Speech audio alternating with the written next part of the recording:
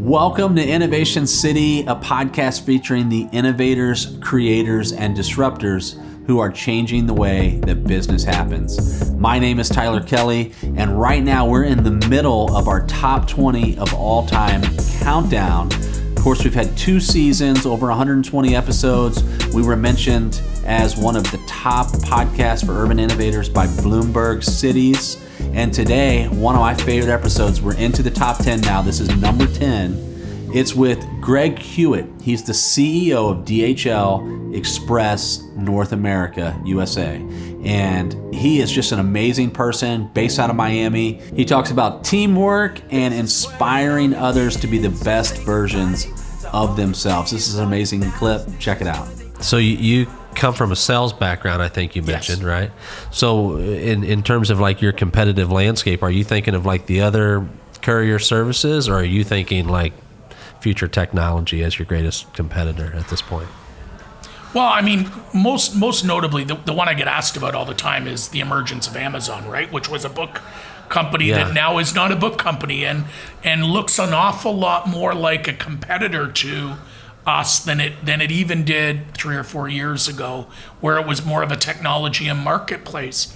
I think my look on that is we've embraced it. They're a very important customer and partner of ours, and one that we do a lot of work for. And strategically, we've said we need to adapt and work with them because it doesn't make sense to bury our head. So I think they've disrupted our industry overall, and I think they can do some things we can't right up front, being with our systems and our structure. But whatever they do, sometimes I look at them and those like them and say, they are the ones failing faster, trying things, and whatever sticks, we'll need to adapt and we'll. An interesting thing, Dr. Frank Apple, who's our global CEO for DPDHL, I met up with him last year in Germany, and this was when I was really questioning, am I the right kind of leader for the S-curve of digitalization and for where we need to go?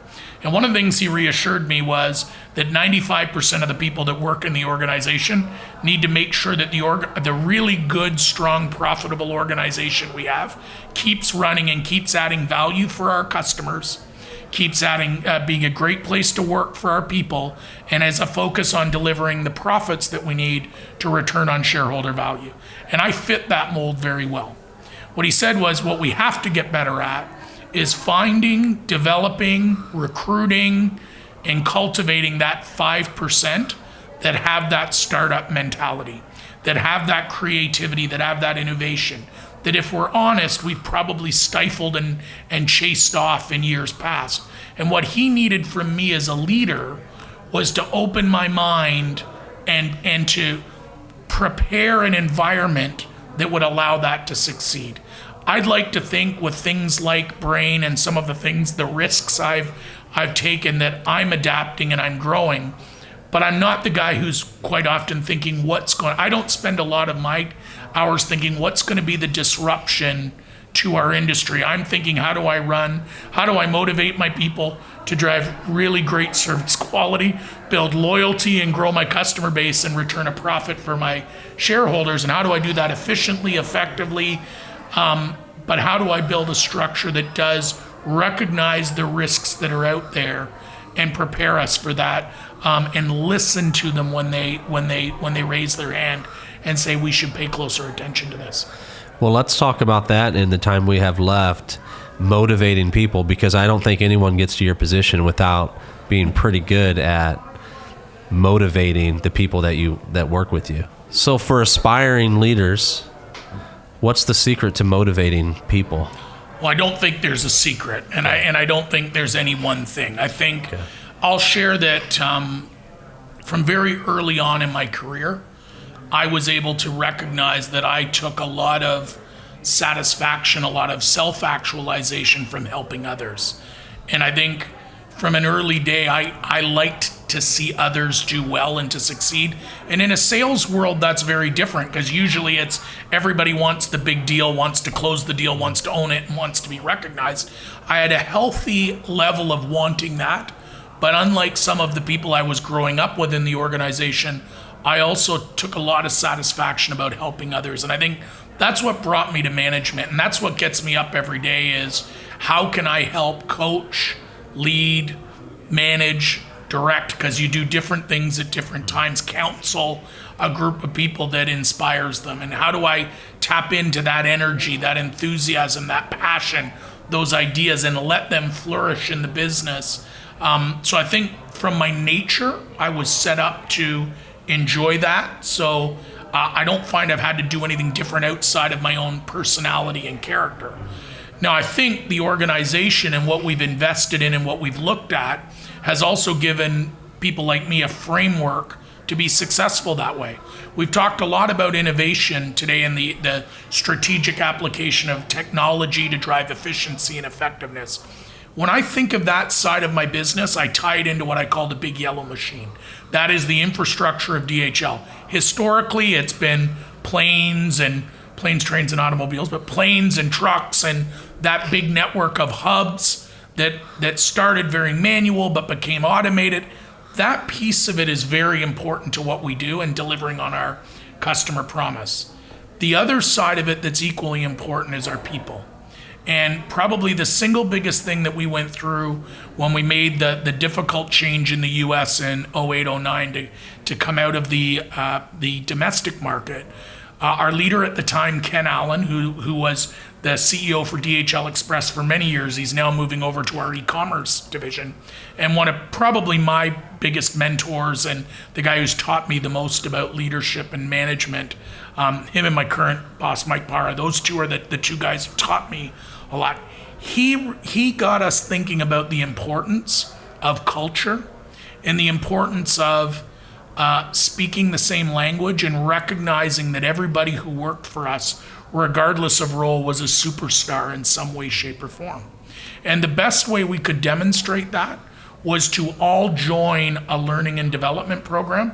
Whether you were him as a CEO or a frontline courier, we all need to go through the same induction programs. We need to learn the vast, rich history of the organization. We need to understand the importance that we play in global trade, connecting people and improving lives. And then we each have to learn certain skills and functions that our role calls for, but we also over time need to learn different skills and be cross-functionally trained to develop and grow. He called that the Certified International Specialist Program. And that's now been built and been growing since 08-09. The certified program's been adopted across our other business units and probably, I guess it's probably in around 2012 or 2013, we would have had the Certified International Manager Program, which started to recognize that we needed to teach our leadership team what are the values, the beliefs, and the way we wanted people to lead the business. And probably the biggest thing we learned when we looked honestly at our organization was we were very results focused. So we had a lot of results-based behaviors. We like KPIs, we drive profit, we drive on-time performance, everything gets measured. But what was missing was a lot of the respect-based culture and the way we treat people and recognizing the importance of connecting, empathizing, understanding the motivation of our people and helping them understand both the important role they play in the company today and the role that they will play in the future, and helping them understand what are the things they need to do to develop and grow. And I think that program's morphed and grown. It's got 3 big modules of Certified International Manager.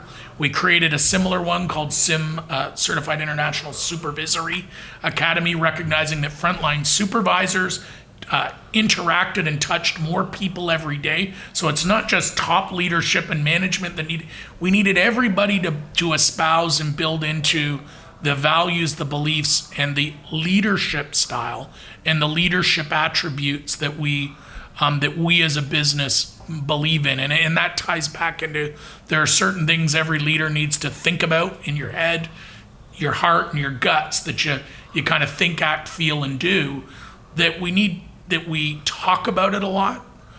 We do a practical application. We go through classroom training. You've then got assignments and things you do back in the workplace, and mentoring and coaching that you get into, and then there's on-the-job training. But all of that is, I boil it down to, we speak the same language, we go through the same programs, and we all buy into that culture and that belief of balancing respect and results, and the importance of a feedback culture, the importance of everybody, no matter who they are, wants and thrives on feedback, either to build their confidence if they've done something well and you want to motivate them, or to build competence if they've done something wrong and you need them to get better. People need and want that, and we've really worked hard to permeate that down so that frontline employees are comfortable giving feedback up to supervisors and managers. Peers and colleagues give feedback to one another, and the defensive mechanism that goes in, either from people who don't like to be complimented and hear motivational feedback, or the harder one, which is people's level of uncomfort telling someone they're doing something wrong.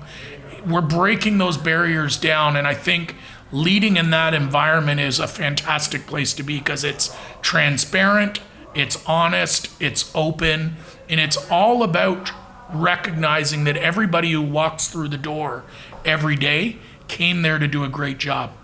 And if they're not doing a great job, there's something that's preventing them. There's something they're not getting. There's something they're not seeing, and it's not a bad thing to help them see it. And the other is, a lot of times people do a lot of really good things and they kind of happened upon it. And so telling them they did a really good thing and saying, tomorrow when you come in, do that again. Makes them go, okay, you want me to do that? Yes.